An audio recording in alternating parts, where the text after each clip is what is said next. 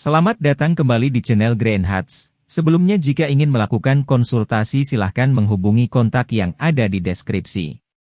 Pada kali ini kita akan membahas bagaimana mendapatkan proper biru di aspek pengelolaan limbah B3.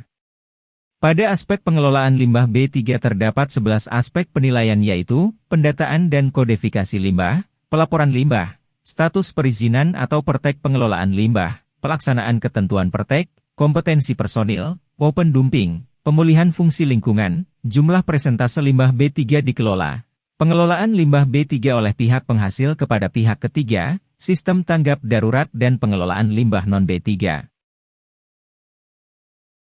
Identifikasi limbah oleh perusahaan harus dilakukan terlebih dahulu. Limbah terdiri dari limbah B3 yang dimana pengelolaannya mengacu pada Permen LHKA Nomor 6 Tahun 2021 dan limbah non-B3 yang dimana pengelolaannya mengacu pada Permen LHK Nomor 19 Tahun 2021.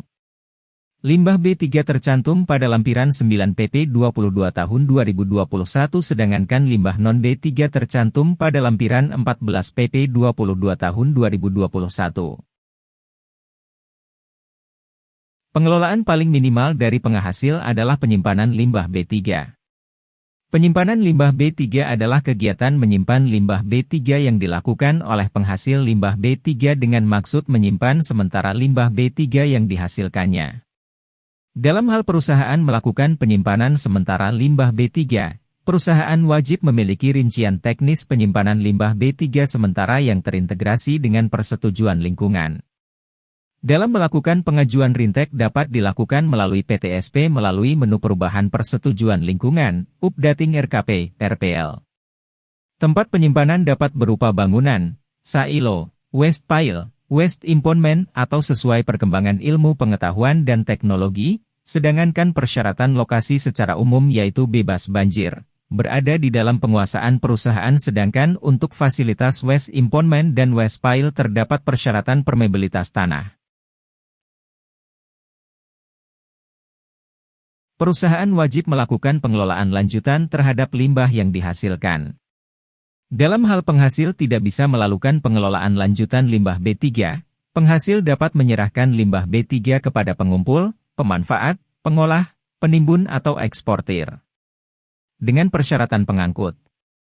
Yang pertama memiliki izin pengangkutan, kartu pengawasan dan rekomendasi pengangkutan. Yang kedua jenis limbah dan kategori limbah B3 sesuai dengan rekomendasi yang dimiliki. Yang ketiga pengangkut memiliki GPS tracking dan telah terdaftar pada Silacak. Yang keempat menggunakan Vestronic. Sedangkan untuk persyaratan penerima limbah adalah sebagai berikut.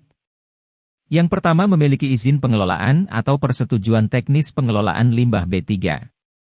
Yang kedua jenis limbah dan kategori limbah B3 sesuai dengan ketentuan dalam persetujuan teknis. Ketentuan diatur dalam kontrak kerjasama, kontrak dapat tripartit atau bipartit. Dan yang ketiga telah memiliki kontrak dengan penghasil limbah B3 dan pihak penerima.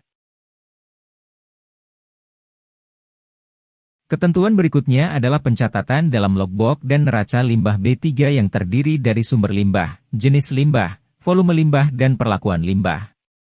Berikut adalah contoh untuk logbook limbah B3. Selain pengelolaan limbah B3, pada proper juga dilakukan penilaian tentang pengelolaan limbah non-B3. Dalam pengelolaan limbah non-B3 tidak memerlukan izin dan persetujuan teknis. Standar pengelolaan tercantum pada dokumen rincian teknis yang terintegrasi dengan persetujuan lingkungan.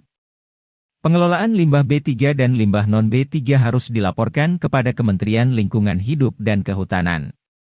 Laporan disampaikan secara elektronik melalui laman Siraja dengan bukti pelaporan berupa tanda terima elektronik. Berikut merupakan contoh tanda terima elektronik dari Siraja. Secara singkat, kita akan membahas apa saja ketaatan yang perlu kita lakukan untuk mendapatkan proper limbah B3 biru. Pertama untuk kriteria identifikasi dan kodifikasi limbah B3 dengan ketentuan seluruh limbah B3 yang dihasilkan dan atau potensial dihasilkan telah teridentifikasi dan terkodifikasi. Kedua untuk kriteria perizinan pengelolaan limbah B3 dengan ketentuan melakukan kegiatan pengelolaan limbah B3 dilengkapi dengan izin rintek, pertek, SLO.